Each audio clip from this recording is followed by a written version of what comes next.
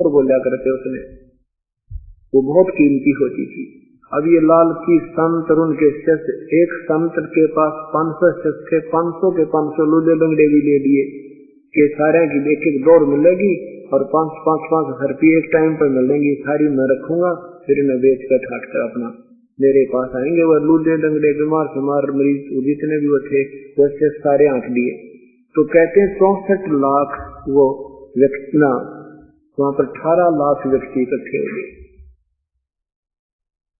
और परमात्मा अपनी झोपड़ी में विराजमान है। सुबह रविदास जी महाराज जो कबीर साहब के ज्यादातर संग रहते थे, रविदास जी बाहर घूमने के लिए, सुबह निपटने के लिए बाहर निकले तो देखा दुनिया, जहां तक देखा मनुष्य मनुष्य नजर आ रहे। रविदास जी ने पूछा भी तुम कैसे आए हो महापुरुषों? और रविदास जी से पहले काशी के लोगों ने औरों ने भी बहुत पूछ लिया था। तो वो संत जन जो आमंत्रित किए हुए आए हुए थे वो कहने लगे, काशी के लोगों तुम कौन सी दुनिया में रहते हो, तुम्हें पता नहीं और हम इतनी दूर से चल कर आगे हैं कि कबीर यहाँ भंडारा कर रहा है, कबीर भंडारा कर रहा है। रविदास जी ने पूछा कौन कबीर? वो कहते हैं जुलाहा कबीर, कबीर पुत्र नीरू। और देखो हमारे पास चिट्ठी गई है। रविदास जी ने पूछा कोई तुम्हारे पास पत्र है? हाँ देखो ये पत्र गई, हम वैसे नहीं आते किसी के बिना बुलाए। रविदास जी तो वापस आ गए, आके कबीर साहब की झोपड़ी में पहुंचे कि सतगुरु आज तो काशी त्यागनी पड़ेगी अपन को, आज तो हद होगी। कबीर साहब ने कहा क्या बात होगी ऋषि? आज जो संत बैठो, क्या बात होगी भक्त? कि भगवान आपके नाम के झूठे पत्र लिखे हुए नकम्या में और ना जाने कितनी दुनिया आ रही है। ये भगवान जहां तक देखो इंसान सबके पास चिट्ठियां हैं और कहते हैं कबीर साहब भंडारा करेंगे। परमात्मा ने कहा रविदास आजा बैठ जा और कुंडी ले ला, आप बाहर नहीं निकलेंगे और भाई आज का दिन पूरा कर लो, रात में मैं अपने बच्चों को और अपने माता पिता को लेकर यहाँ से निकल जाऊंगा। ये यही चाहते हैं कि मैं यहाँ से चला जाऊं, भाई आज के बाद मैं यहाँ नहीं रहूंगा, ये तो पीछे पड़ गए। रविदास जी बैठ जाओ भगत जनाब। रविदास जी बैठ गए, कुंडी ला ली अंदर की। उधर से सिकंदर लोधी के पास भी उसके शेख तकी पीर ने, क्योंकि शेख तकी हेड ऑफ द डिपार्टमेंट था मुसलमान धर्म का, उसने भी पता लग गया, उसी की सलाह से सारा ये काम हुआ था। हिंदू मुसलमानों के सारे मिले जुलों के ये मुखियाओं के काम थे। तो सिकंदर लोधी के नाम भी चिट्ठी लिख रखी थी कि आप भी आइएगा, कबीर साहब भंडारा कर रहे हैं। अब गुरुदेव भंडारा कर रहे हैं तो शिष्य ने तो आना ही था। सिकंदर लोधी बोला हम अवश्य चलेंगे। शेख तकी यही चाहता था कि सिकंदर एक बार चले और वहाँ कबीर साहब पाएगा नहीं, ये बहुत ही सब महिमा का प्रशंसक बना हुआ है, पता लग जाएगा ये इसके कैसा वो संत है। क्योंकि शेख तकी ईर्ष्या करते थे और कबीर साहब को नीचा दिखाने के ही दाव में रहते थे। सिकंदर लोधी जी सैकड़ों सैनिकों को साथ लेकर अंगरक्षकों को हाथी पर बैठकर काशी पहुंच गया निश्चित दिन को सुबह सुबह। वहां देखा कि वहां पूछा भी कोई यहाँ, वहां क्या देखा परमात्मा ने क्या किया, कबीर साहब वहां बैठे हैं और रविदास जी भी बैठे हैं, सारा परिवार अपना काम लग रहा अंदर बैठे हैं। तो परमात्मा ने अपना दूसरा रूप बनाया और सतलोक पहुंचे कबीर साहब। और वहां से 9 लाख बैलों के ऊपर, जैसे ये थैले डाल कर गधा के ऊपर घोड़ा के ऊपर रखते थे, ऐसे पहले बैलों के ऊपर ट्रांसपोर्टेशन हुआ करता, बंजारे होते थे। उन 9 लाख बैलों के ऊपर वहां से सतलोक से सारी खाद्य सामग्री लाकर, और वहां काशी के चौपड़ के बाजार में एक स्थान था बहुत लंबा चौड़ा, वहां पर टेंट लगा दिए। सफेद टेंट कपी ऐसे चमक रहे और सब जगह भंडारा शुरू कर दिया। और स्वयं एक केशव नाम का बंजारा अपना रूप दूसरा बनाकर प्रभु और केशव नाम रख के और बैठ गया टेंट न्यारा लाकर। सिकंदर लोधी ने पूछा भाई ये भंडारा चल रहा है, गुरुदेव कहाँ पर हैं, कबीर साहब कहाँ हैं, कबीर प्रभु कहाँ पर हैं? अब खाने वाले कहने लगे हमने तो पता नहीं कबीर कहाँ है, लेकिन यहाँ की व्यवस्था ये व्यक्ति कर रहा है जो इस टेंट में बैठा है। अब सिकंदर लोधी उस केशव के पास पहुंचे, प्रभु के दूसरे रूप के। सिकंदर जी ने पूछा कि आप कौन हो, भगवान क्यों नहीं आए यहाँ पर, कहाँ है वो, कबीर साहब कहाँ पर है? तो केशव रूप में केशव बंजारे ने कहा कि मैं, सिकंदर लोधी ने पूछा कि आपका क्या नाता है प्रभु से? सिकंदर उसने केशव ने कहा, केशव रूप में जो बंजारा बनकर आए थे, कि कबीर साहब मेरे पगड़ी बदली आ रहे और मेरे पास एक पत्र गया था, उनका संदेशा पहुंचा था कि एक छोटा सा भंडारा है, वो सामान लेके आइएगा। मैं अपने दोस्त के भंडारे में सामान लेकर आया हूँ और ये सब व्यवस्था मैं ही कर रहा हूँ, उन्हीं के आदेश पर। अब लोग सुन रहे थे, राजा के साथ तो सैकड़ों और भी इकट्ठे हो गए। राजा आ गया, भाई क्या बात होगी इनकी? और शेख तकी और वो दूसरे भी वहां के जो दुखी थे भगवान से, वो भी खड़े थे, गुरु और पीर दोनों। जब केशव ने ये कहा कि छोटा सा भंडारा देने के लिए कुछ सामान की आदेश हुए थे, मैं लेकर आ गया हूँ।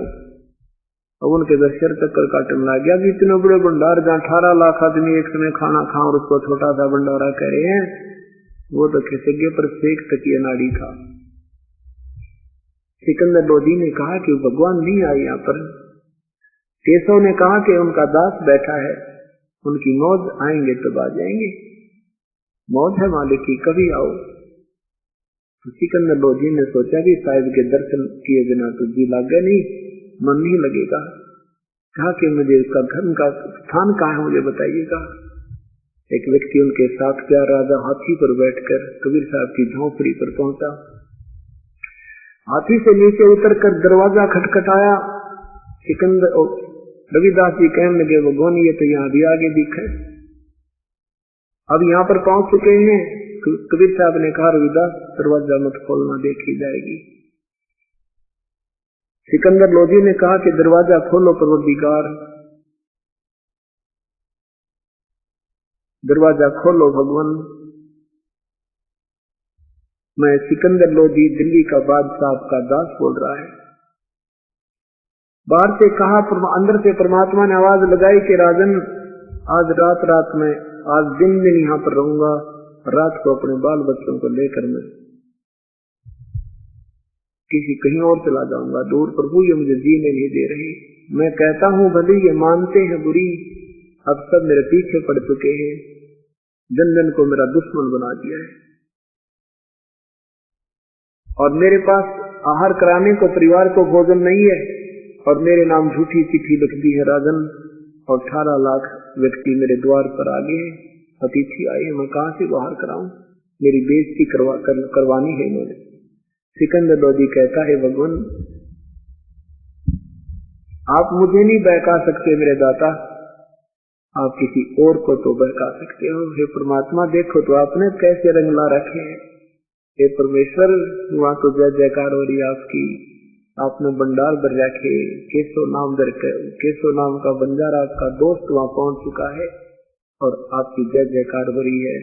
जो भी कोई इच्छा करते हैं खाद्य, जो वेजिटेरियन जो खाने की, उनको हर चीज मिल रही है प्रभु। और आपके दर्शनाभिलाषी वो देख रहे हैं वहां के आने वाले भक्तजन कि कहाँ वो परमात्मा, कहाँ वो कबीर, एक बार दर्शन तो कर लें जिन्होंने ऐसे ऐसे मोहन भोजन हमें कराए।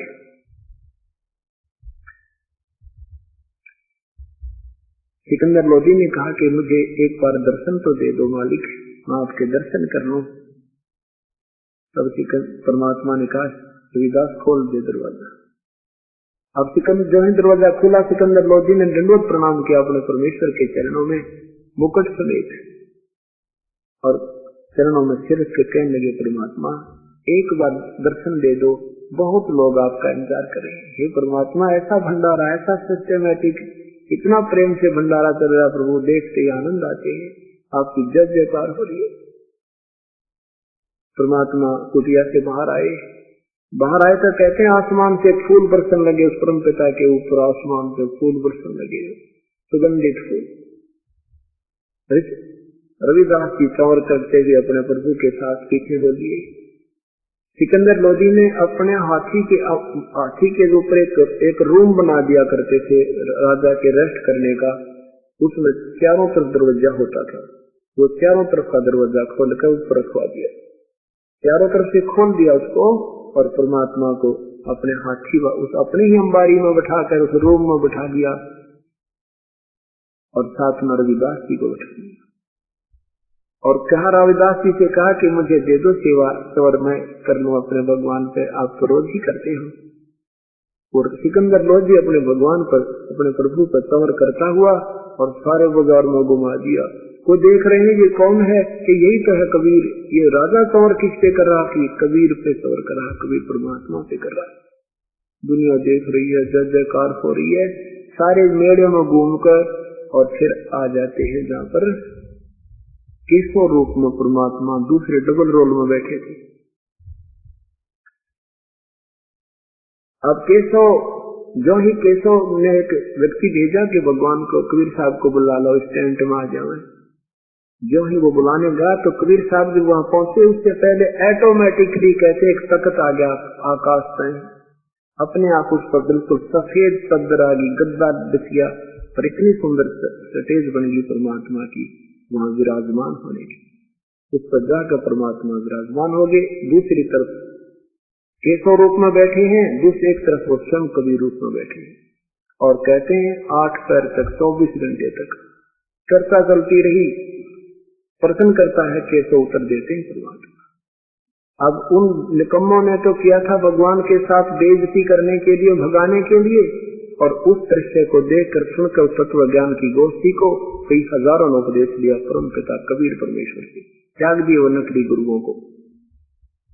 अब सुबह समापन हुआ भंडारा, तीसरे दिन भंडारा समापन हुआ। सब बंजारों ने सब अपना सामान समेट कर और बैलों पर डालकर प्रस्थान कर दिया, संकेत कर दिया केशव रूप में कि आप चलिए, मैं आ रहा हूं।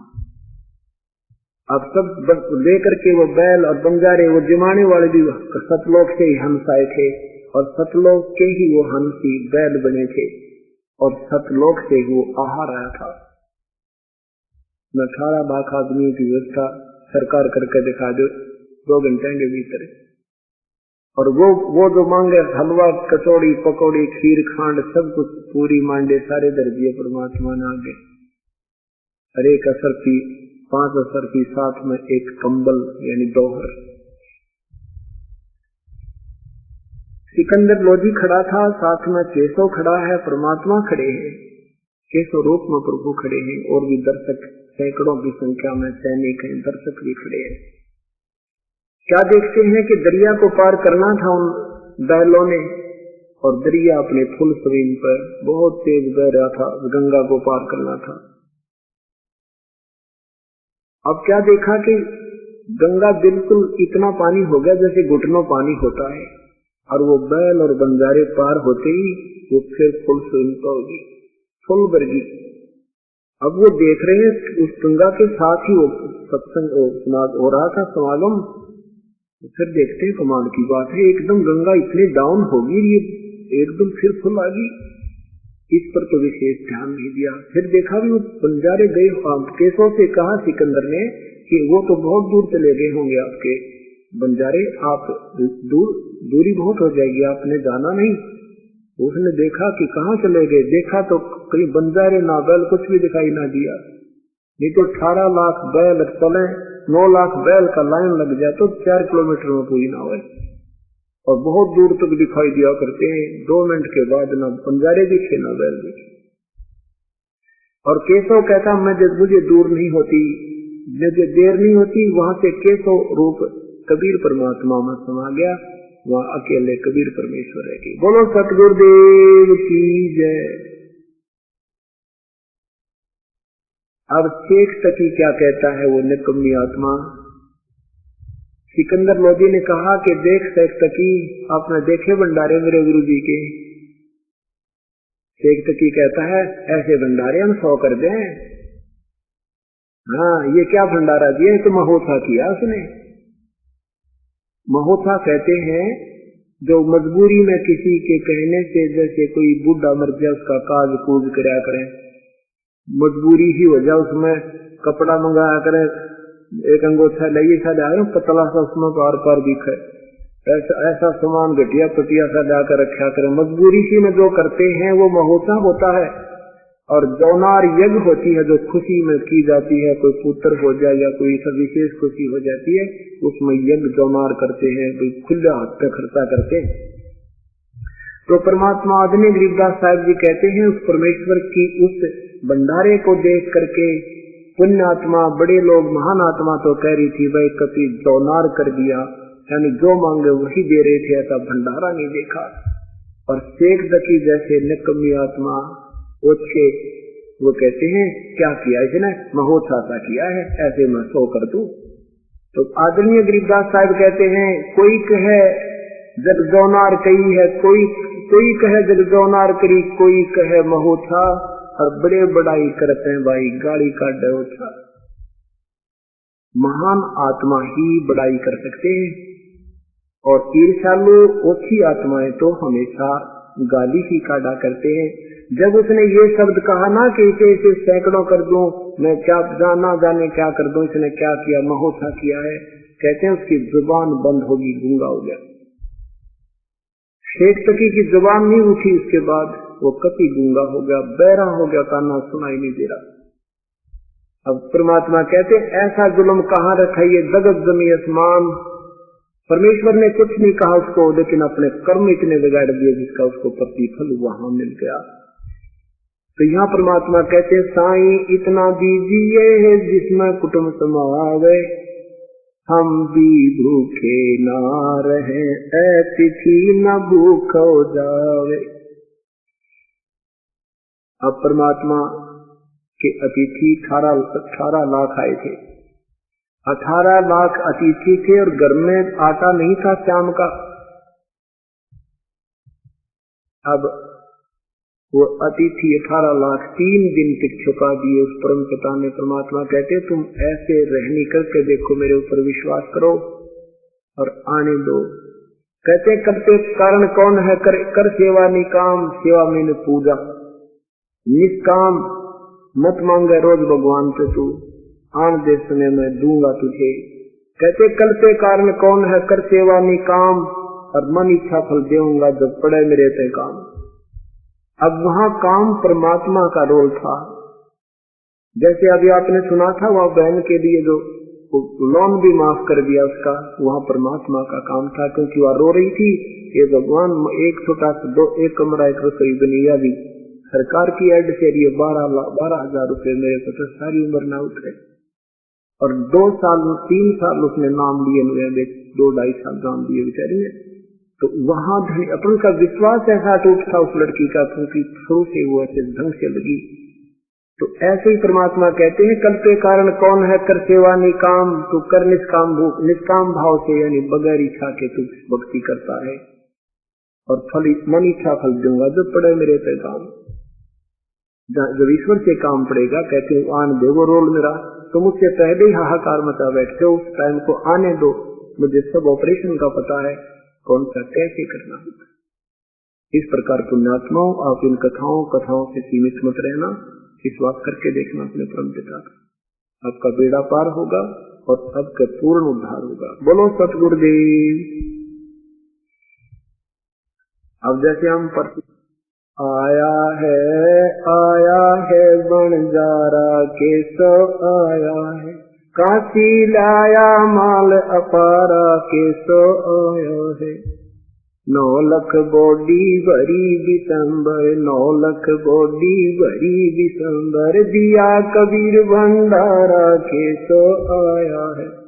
ये इसी के संदर्भ में है कि वो परमात्मा केशव रूप बनाकर स्वयं ही आए थे और 9 लाख बॉडी बहुत सामान लाभ कर रहे थे, और अपनी महिमा अपने आप ही दास बने थे।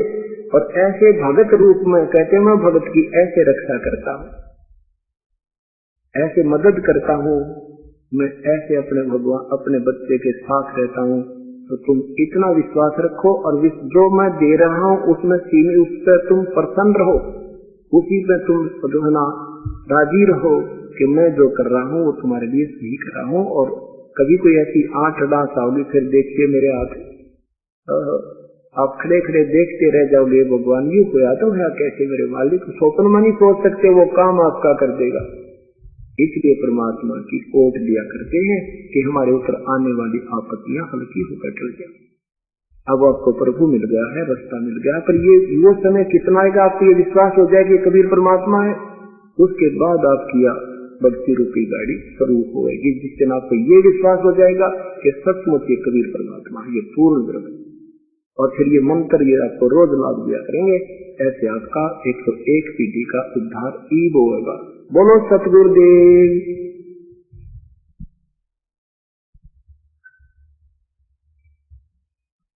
पुण्यात्माओं ने कल शाम के सत्संग में सुना था कि परमात्मा कौन है, कैसा है, वो कैसे मदद करता है अपने उत्तम भगत की। उस परमेश्वर ने एक अपने आप ही एक लीला की हमें ये दृढ़ विश्वास कराने के लिए, यदि आप मेरे की तरह अपनी पूरी श्रद्धा परमात्मा के अंदर लगाओगे, तो जैसे 18 लाख व्यक्तियों का 3 दिन तक आहार करा दिया परमेश्वर ने, ऐसे ही परमात्मा आपके साथ अनहोनी कर देगा। हम साधनाएं ठीक नहीं करते, हम परमात्मा पूर्ण से परिचित नहीं है, इस करके हम अपने मनमानी पूजाएं करते हैं, जो सर्व सदग्रंथों में मना किया है। पवित्र गीता जी अध्याय नंबर 16 के मंत्र 23 व 24 में निर्णय दिया है कि जो मनमानी पूजा करते हैं, शास्त्र विधि को त्याग कर जो मनमाना आचरण अर्थात मनमानी पूजा करते हैं, उनको न तो कोई सुख प्राप्त होता है, न ही कोई सिद्धि होती है, और न ही उनका कोई परम गति होती है। इसलिए अर्जुन भक्ति मार्ग में जो करने योग्य कर्म है और जो त्यागने योग्य है, उनके लिए शास्त्र ही प्रमाण है, उन्हीं से निष्कर्ष आप निकालिए, उन्हीं के आधार पर साधना कीजिए। तो वो ज्ञान परमेश्वर ने स्वयं ही आकर बताया है, वही स्वयं ही तत्वदर्शी संत बनते हैं, सदगुरु जिसे कहते हैं, और वही हंस बनते हैं, वही परमात्मा बनते हैं, वही एक दास की भूमिका करते हैं। तब हमें एक गाइडलाइन देते हैं ताकि हम उनके पद चिन्हों पर चलकर अपना आत्म कल्याण करा सकें। और वही परमेश्वर स्वयं आते हैं, फिर अपना कोई दास भेजते हैं जो उन्हीं की शक्ति प्राप्त होता है। उसके अतिरिक्त जो भी हम अभी तक साधनाएं देखते या सुनते थे, हमने वो कितने सिद्ध पुरुष लगते थे, चाहे उन्होंने पर्वतों को भी उठा दिया था, चाहे उन्होंने 7 सागरों को भी पी लिया था, चाहे उन्होंने सोने के पहाड़ भी बना दिए थे, चाहे उन ऋषियों ने मुर्दे तक जीवित भी कर दिए थे, परंतु वो मोक्ष मार्ग नहीं था। तो क्या बताते हैं, साहेब कबीर आजा आत्मा तोए पुकारती, तेरे हाथ में चाबी हो सतगुरु सतलोक द्वार की। साहेब कबीर आजा आत्मा तोए पुकारती, तेरे हाथ में चाबी हो सतगुरु सतलोक द्वार की। 22 लाख वर्ष तप कीना, एक तपस्वी करण कहाया, तप से राज राज मज मन में नरक ठिकाना पाया। सिर धुन धुन कह पछताया, या थी बाजी आर की, तेरे हाथ में चाबी ओ सतगुरु सत लोक द्वार की। साहेब कबीर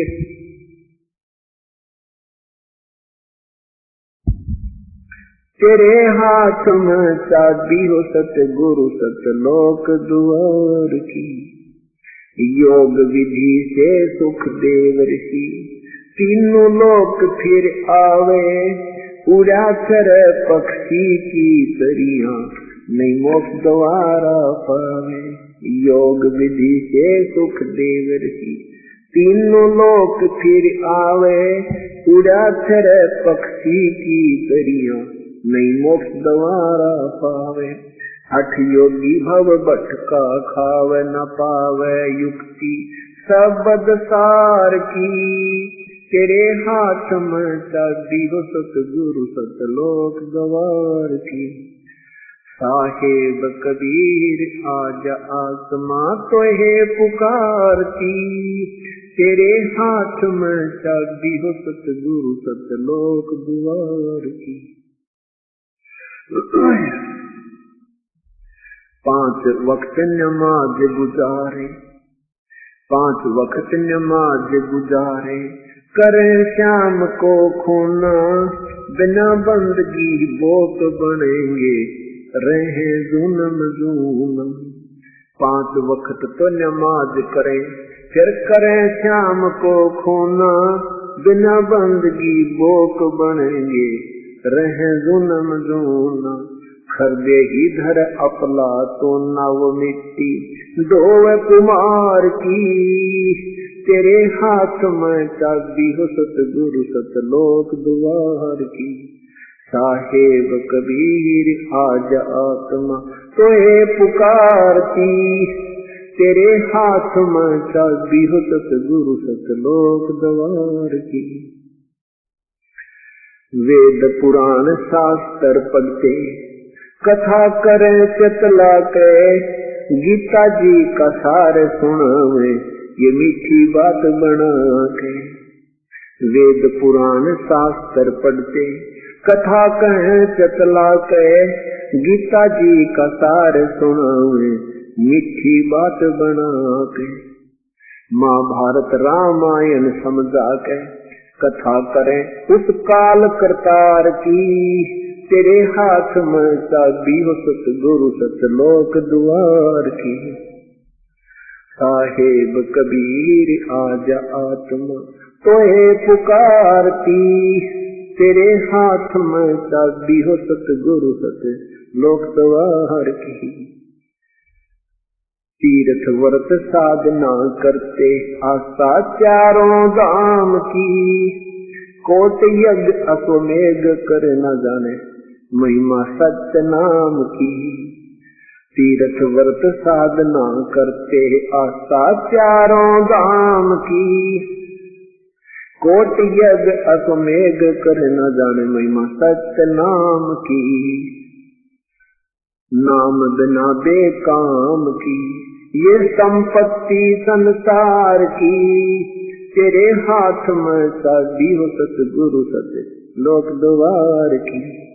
साहेब कबीर आजा आत्मा तो है पुकारती। तेरे हाथ में चाबी हो सतगुरु सतलोक द्वार की। राबिया रंगी हरि रंग में, कैसी जीव दया दर्शाई। केस उखाड़े वस्त्र उतारे, एक कुतिया की प्यास बुझाई। राबिया रंगी हरि रंग में, कैसी जीव दया दर्शाई। केस उखाड़े वस्त्र उतारे, एक कुतिया की प्यास बुझाई। मंजिल 3 मक्का ले आई, वही प्यासी दीदार की। तेरे हाथ में चाबी हो सतगुरु सतलोक द्वार की। साहेब कबीर आजा आत्मा।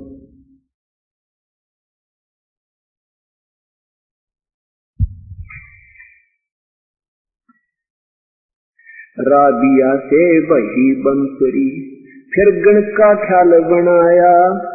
गणका से फिर वही कमाली, तेरा शरणा पाया। राबिया से वही बंसुरी, फिर वैसा ख्याल बनाया। गणका से फिर वही कमाली, तेरा शरणा पाया। शरण आपकी में आनंद आया, थी प्यासी दीदार की, तेरे हाथ में चाबी हो सतगुरु सत लोक सवार की। साहिब कबीर आज आत्मा तो है पुकारती, तेरे हाथ में चाबी हो सतगुरु सत लोक द्वार की। शेख फरीद ने वर्ष दवा दस तप किया अति भारी, रक्त मांस और चाम सुखाया, न हुई अलख से यारी। शेख फरीद ने वर्ष दवा दस तप किया अति भारी, रक्त मांस और चाम सुखाया, न हुई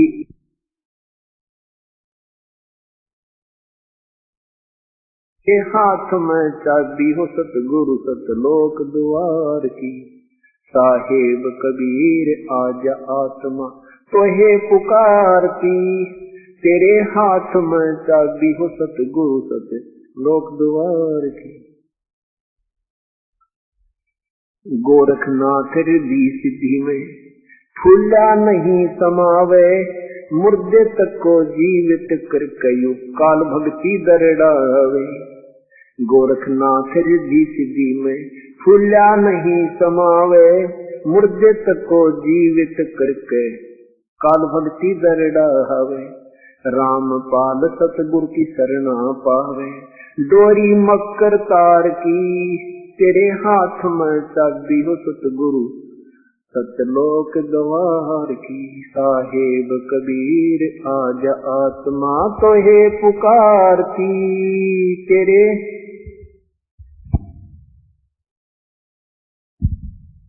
सत साहेब।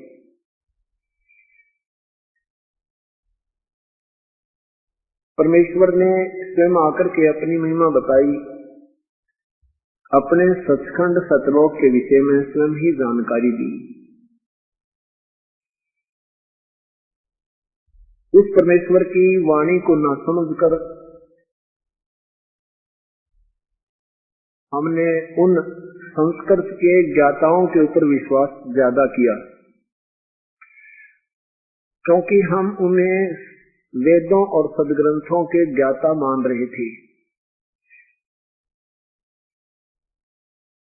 जिस कारण से उन्होंने परमेश्वर कबीर साहेब व अन्य संत महापुरुष जो परमेश्वर के संपर्क में आए थे, उन्होंने फिर आंखों देखा विवरण जो अपनी अमृतवाणी में किया था, इन संस्कृत के जानने वालों ने उन वाणी को रिजेक्ट करवा दिया। वो क्या कहते रहे कि ये तो अशिक्षित थे, ये संत, इनको अक्षर ज्ञान नहीं था, इसलिए ये विद्वान नहीं, और विद्वान बिना ज्ञान नहीं हो सकता। उनकी ऐसी थ्योरी थी ऋषियों और महर्षियों की।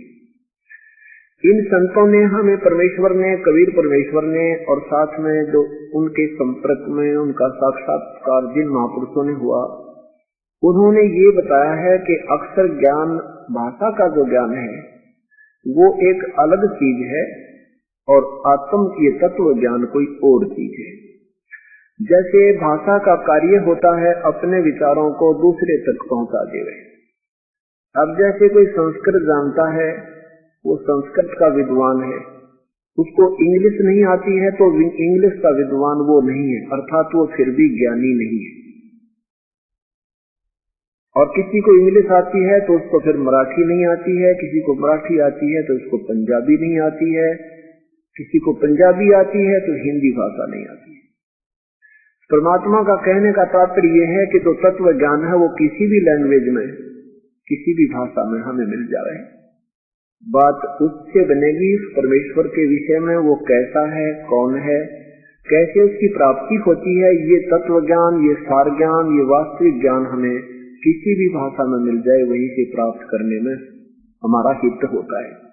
जैसे एक बहुत ही सुंदर मटका गढ़ा रखा है, ऊपर बहुत सुंदर चित्रकारी की हुई है, और उसमें जल है नहीं, उसके साथ में दूसरा घड़ा रखा है, तो पुराना सा घड़ा नजर आ रहा है, और उसमें शीतल जल भरा हुआ है। तो हमने उस शीतल जल चाहिए, ना कि उस घड़े की सुंदरता ही देखनी है। क्या कहते हैं, जैसे जैसे कुंभ कुमारे का ऊपर चित्र अनूप, वस्तु उसमें है नहीं तो जैसे जलजन पूप। जैसे सुंदर चित्रकारी किया हुआ घड़ा, उसमें पानी है नहीं तो यूजलेस, वो किसी काम का नहीं। अरे को पुराना सा घड़ा, सिंपल सा साधारण से घड़े में जल मिल गया, ज्ञान बची। इसी प्रकार उन महापुरुषों की अमर वाणी सदग्रंथ जो उन्होंने अपनी आंखों देखा एफिडेविट दिया है, वो साधारण सी भाषा नजर आती थी, पर इसमें वो अमृत भरा हुआ है। और जिसमें ये पता लग गया कि और जो इस ऊपर की चित्रकारी को देखकर उसमें उलझे रहे, वो महर्षि कहलाते हुए भी अविद्वान थे। आपके समक्ष महर्षि दानंद जी के विषय में इस दास ने जो निष्कर्ष निकाल के समाचार पत्रों में सीडीज के माध्यम से समाज तक पहुंचाया है, बुद्धिजीवी समाज ने सब उठाकर देखे हैं, वो प्रमाण मिलाए हैं। तो आज कोई ये नहीं कह सकता कि महर्षि जिन्होंने वो सदग्रंथ देख लिए, उसके द्वारा रचा हुआ सच्चा प्रकाश देख लिया, इस दृष्टिकोण से पढ़ लिया, तो ये नहीं कह सकता महर्षि दानंद विद्वान था। उससे तो बालक भी अच्छा 10 वर्ष का। महर्षि दानंद ने लिखा है कि सूर्य पर आदमी रहते हैं, वहां बाग बगीचे भी है। तो क्या वो विद्वान हो सकता है जो ऐसे आग के गोले पर भी और मनुष्य बता रहा है? कहने का भाव यह है कि उन महापुरुषों को न तो कोई आत्मज्ञान था, न को परमात्मा प्राप्ति थी, और न ही उनको कोई अक्षर ज्ञान था। केवल एक संस्कृत के एक भाषा का विद्वान होने मात्र से परमात्मा का ज्ञान नहीं हो जाता। ऐसे ही अब सभी पंथों और इन महापुरुषों के विषय में इनके द्वारा रची हुई सब पुस्तकों को दास ने अध्ययन किया, फिर उन महापुरुषों की अमर वाणी से मिलाया जिन्होंने परमात्मा पाया, और फिर सदग्रंथों में मिलाया, तो इनके पास खख नहीं। इनके पास खख नहीं है। ये सब अपना जीवन भी व्यर्थ कर रहे हैं और साथ में भोली आत्माओं को भी पीछे लगा लिया। क्योंकि आप स्टूडेंट हैं, आप विद्यार्थी हैं, और विद्यार्थी को टीचर जो बताता है, विद्यार्थी उसमें आनाकानी नहीं करता। अध्यापक ने जो बताया बच्चा उसी की रट लगा देता है, क्योंकि वो उसको अपना गुरु मानता है। और अध्यापक वही होता है जो सिलेबस पढ़ाए, सिलेबस के अंदर से जो हमें ज्ञान देता है वो वही टीचर अच्छा होता है। और सिलेबस से बाहर कोई नावल कथा सुनाता है तो वो टीचर ठीक नहीं, वो शिक्षक ठीक नहीं। अभी तक ब्रह्मा विष्णु महेश के विषय में पवित्र हिंदू समाज में ये ज्ञान एक लोक वेद चला रखा था कि ब्रह्मा विष्णु महेश अजरो अमर है, ये सर्वे सवा है, इनके कोई माता पिता नहीं है, ये सभी ब्रह्मांडों के मालिक है। अब इन्हीं की हिस्ट्री सीट में, इन्हीं की जीवन चरित्रों में लिखा है कि ये तो नासवान है। विष्णु पुराण में विष्णु जी के विषय में, शिव पुराण में शिव जी और के विषय में, देवी भागवत महापुराण में इन ब्रह्मा विष्णु महेश के विषय में बिल्कुल निर्णायक ज्ञान। ये सुन कहते हम अविनाशी नहीं है, हमारा तो जन्म मृत्यु होता है, हम सर्वेश्वर नहीं है। ब्रह्मा को पता नहीं मैं कहाँ से उत्पन्न हो गया, मैं तो कमल के फूल पर बैठा था, मुझे नहीं मालूम बेटा नारद मैं इस कहाँ से उत्पन्न। विष्णु जी कहता हूँ ये शेष या पर बेहोश पड़े थे। ऐसे हम तीनों को फिर इकट्ठा किया, इस दुर्गा ने आकाश में घुमाया, वहाँ एक विष्णु और मिला, एक शिव और था, एक ब्रह्मा और था। तो अभी तक जिससे भी हम बात करते हैं कि ब्रह्मा विष्णु महेश के माता पिता कौन है, तो वो कहता है तेरा दिमाग खराब हो गया क्या, ये तो अजरो अमर है, ये तो सर्वशक्तिमान है, ये तो सर्वेश्वर है। वो कहां से रट लगा रखी उन्होंने। अब इन महापुरुषों के विषय में इन पुराणों का ही सहारा लेकर के ज्ञान प्रचार विद्वानों ने किया कि विष्णु पुराण विष्णु जी की महिमा है, शिव पुराण में शिव जी की महिमा है, दुर्गा पुराण में दुर्गा जी की महिमा। और उनमें क्या लिखा है ये समाज तक नहीं पहुंच सका। अब ये सामने आ रहा है तो एक बार तो धक्का सा लग रहा है, लेकिन अब शिक्षित समाज है, अपने सदग्रंथों को तुरंत देख लेता है और देख करके फिर दांतों पर उंगली दबाता है, हे भगवान ये तो ज्यों का तो लिखा है, हमें तो लोक वेद सुनाया गया था, दंत कथा सुनाई गई थी, मन घड़त कहानियां सुनाई गई थी।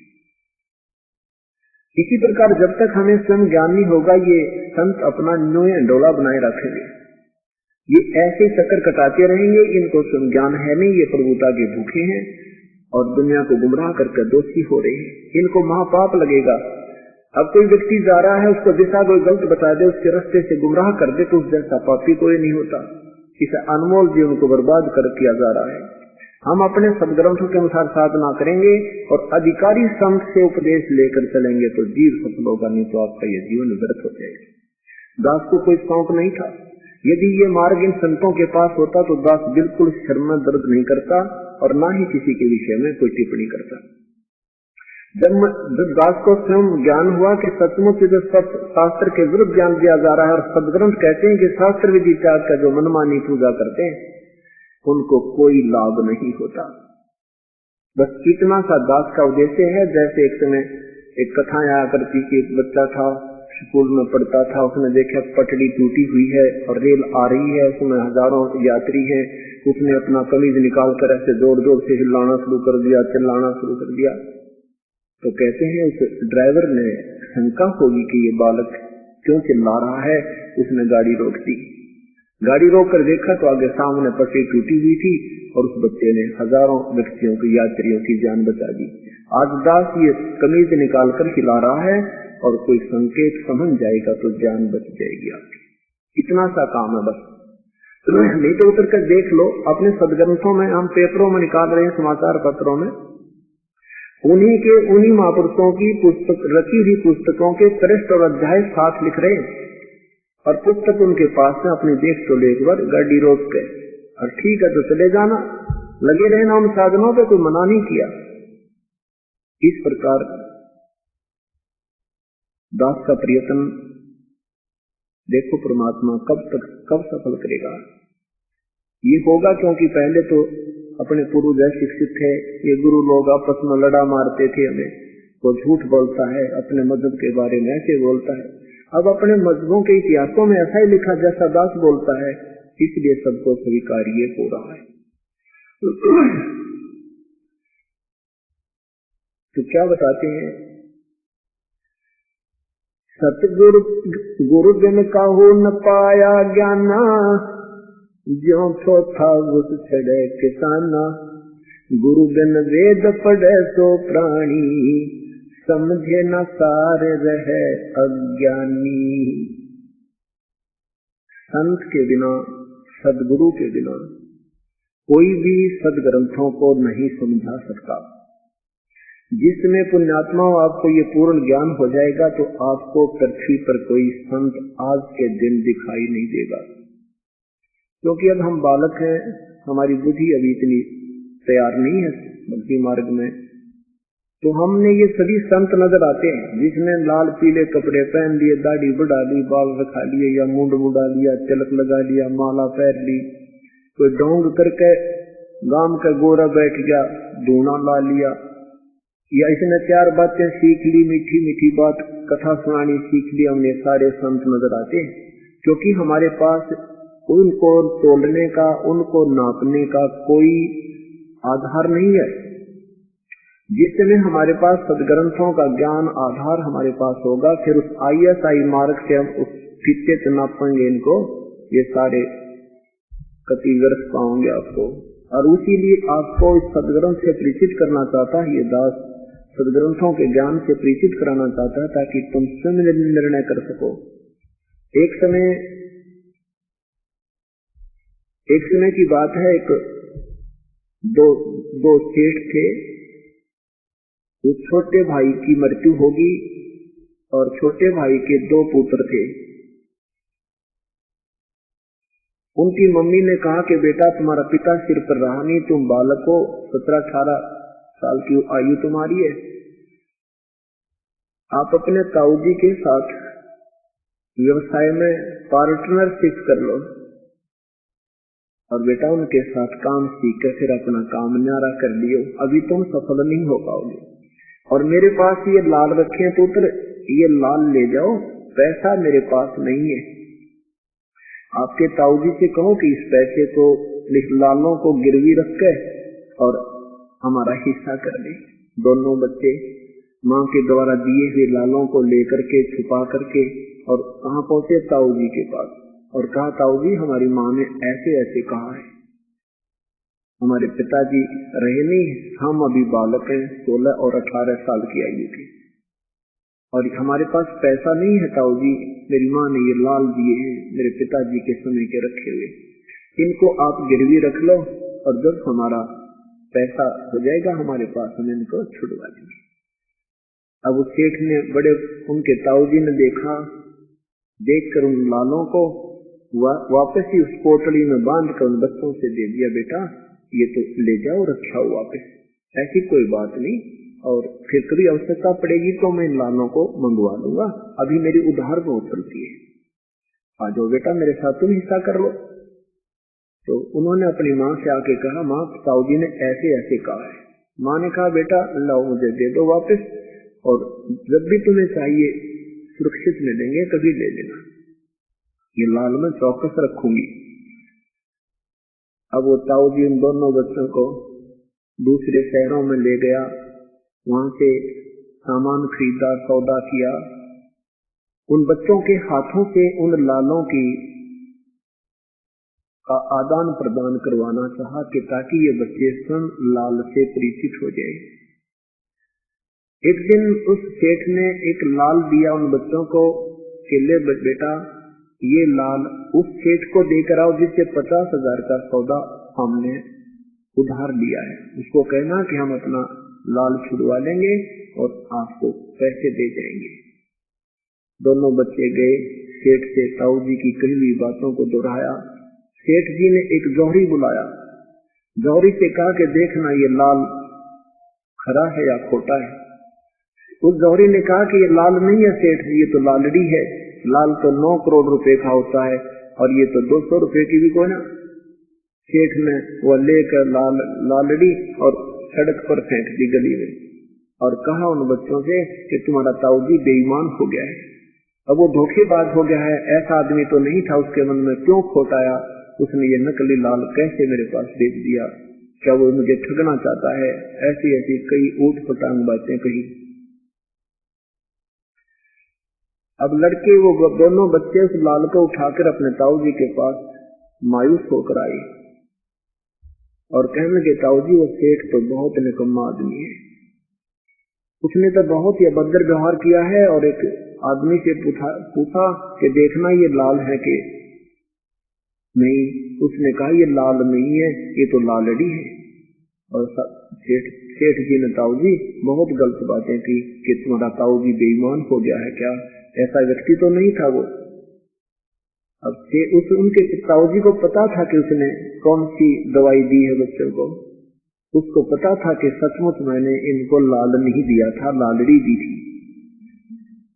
अब कहने लगे, बेटा हो मेरे से धोखा बन गया, अरे लाल तो ये इधर रखा है, भाई मेरे से गलती होगी बेटा, ये लाल है, ये ले जाओ और अब दिखाओ सेठ को।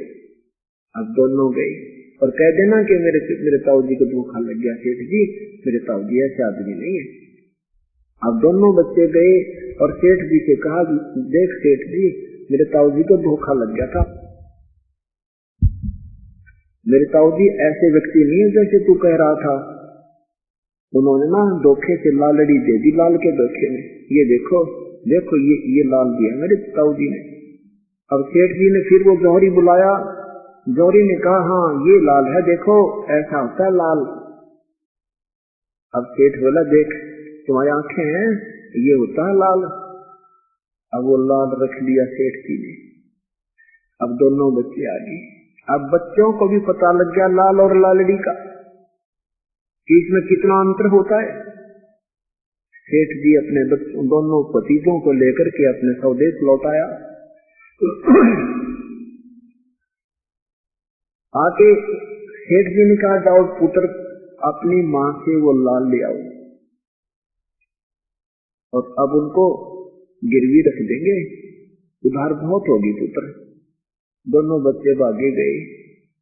कहा, माँ ने पूछा, आगे पुत्र आ जाओ बेटा खाना खाओ। उन्होंने कहा, माँ खाना पीछे खाएंगे, पहले वो लाल दे कहाँ रखे।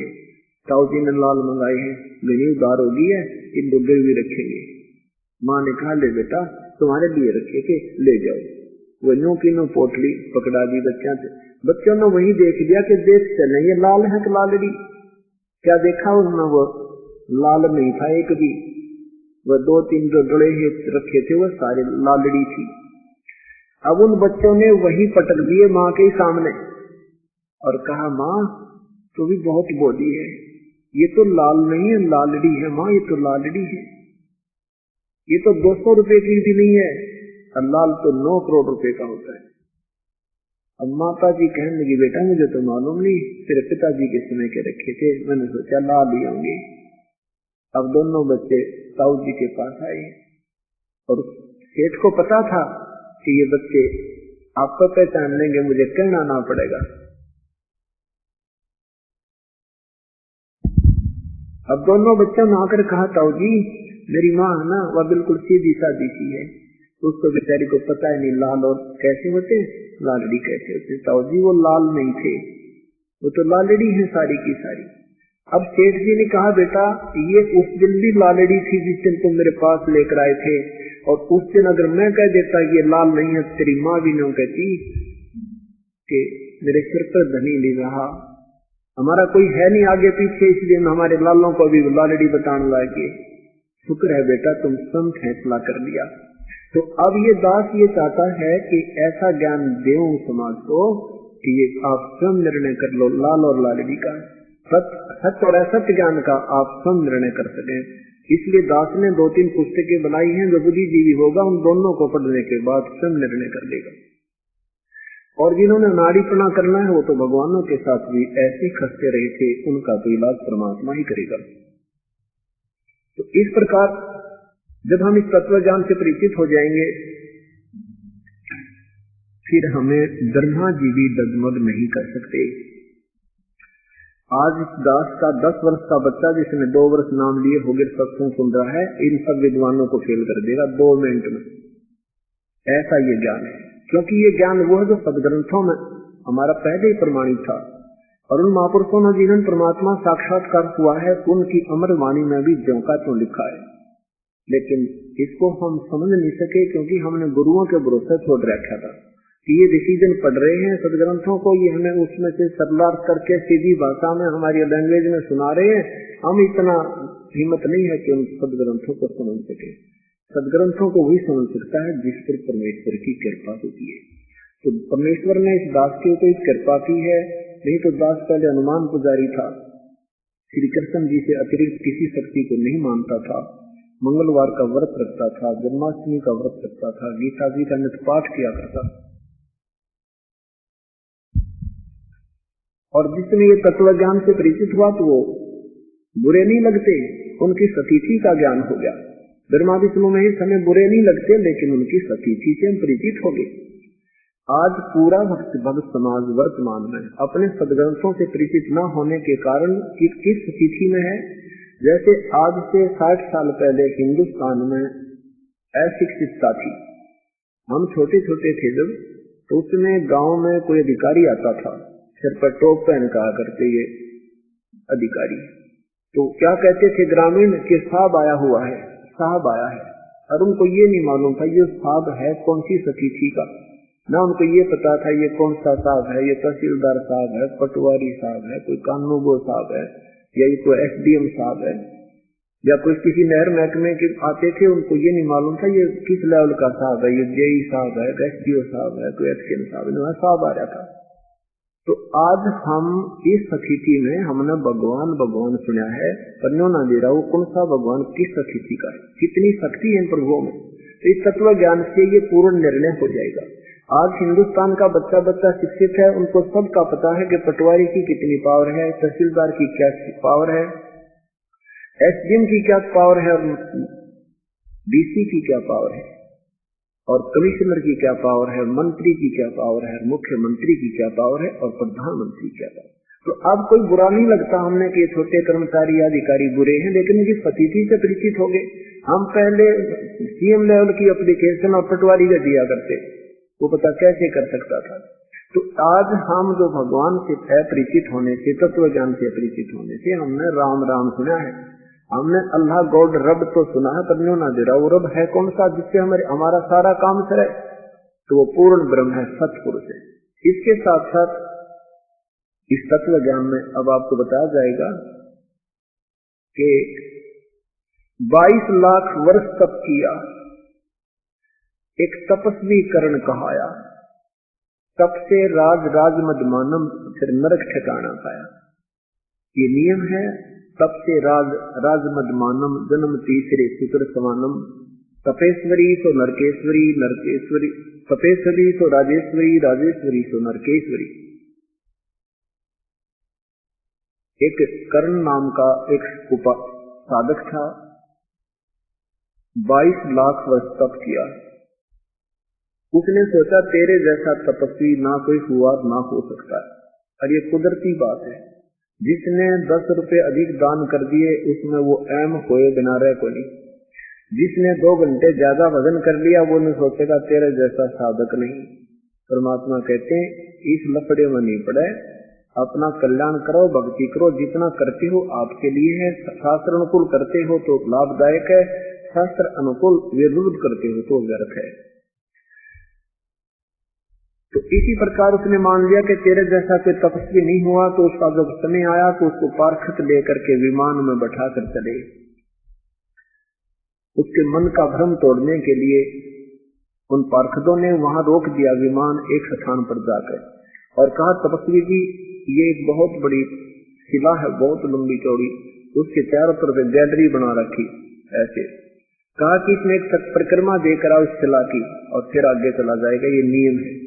अब उसके घूमने लगा, देखा उसके 18 करोड़ ऐसे ऐसे कर्ण तपस्वी, इससे भी बड़े बड़े तपस्वी अपना नाम लिख कर गए थे कि मैंने इतने लाख वर्ष तप किया। और कहा तुम भी लिखाना अपना इसमें एक नाम कि इतने वर्ष तप किया। तब उसने तौबा बोली, हो मेरे से तो ऐसे ऐसे जादुल तपस्वी बोलिए, मैं तो कह रहा था मेरे जैसा कोई तपस्वी नहीं। फिर वहां जाकर धर्मराज ने कहा भी इतना तूने तप किया है, इतने वर्ष तेरा राज्य बना।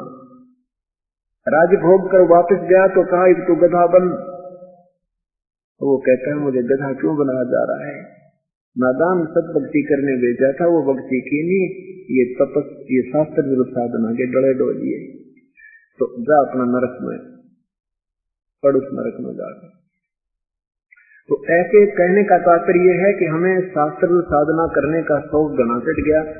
शास्त्र अनुकूल साधना बिल्कुल सिंपल ही है, बिल्कुल सिंपल है, इतनी आसान है कि इसमें आपने होठ और जीभ भी हिलानी को ना, पर ये करने न दिल ना करे। वो कहते 2.5 घंटा बैठ जा, 2.5 घंटा नो कभी तो लूसा दे जाएगा, अल्लाह न टले।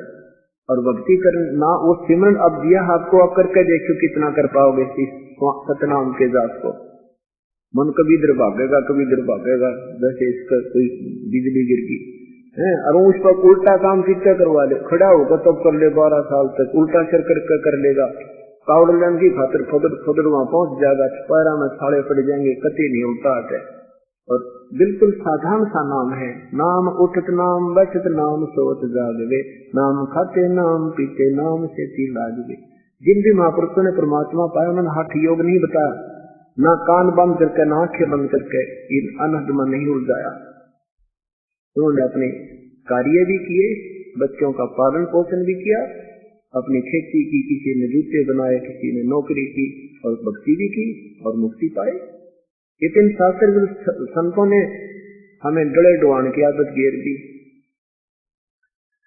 फिर क्या बताते हैं कि योग विधि से सुखदेव ऋषि तीनों लोक से रावे, पूरा सर पक्षी की तरिया नहीं मोक्ष द्वारा पावे। और ऐसा हठ योगी भी फिर बहु भटका खावे, यानी यही जन्म मरण के चक्कर में रह जाता है, न पावे युक्ति सबद सार की। सुखदेव नाम के एक महापुरुष हुए, उनको उनके अंदर पूर्व जन्म की कमाई से इतनी सिद्धि थी कि आकाश में उड़ जाता था, तीनों लोकों में घूम आता था, पृथ्वी पर पाताल लोक स्वर्ग लोक में पहुंच जाता था। एक दिन विष्णु लोक में पहुंच गया, वहां पार्षदों ने उसको अंदर जाने से मना कर दिया, इसलिए कि तेरा गुरु कोई नहीं है। तब भगवान विष्णु से संपर्क हुआ। भगवान विष्णु ने कहा कि सुखदेव बिना गुरु के प्राणी का कितना ठिकाना नहीं, और पूरे गुरु से बात बनेगी, ऐसे नहीं कोई वैसे कोई पत्थर गुरु मान लिया, या वैसे कोई नकली गुरु बना लिया। पूर्ण संघ से नाम लीजिए, राजा जनक से उपदेश लीजिए, वो आज के दिन पृथ्वी पर हमारे लेवल के 1 नंबर के गुरु। सुखदेव जी ने राजा जनक से उपदेश लिया, फिर दोबारा सत साधना की तो स्वर्ग तक जाने का भी तभी वो अधिकारी हुआ। अब क्या बताते हैं, 5 वक्त तो नमाज करें, फिर करें शाम को खूना, और बिना बंदगी बोक बनेंगे, रहे जो नमाज करना, नमाज नित नियम करना, जैसे पवित्र गीता जी के अमर वाणी का नित पाठ करना, 1 अध्याय या आधा अध्याय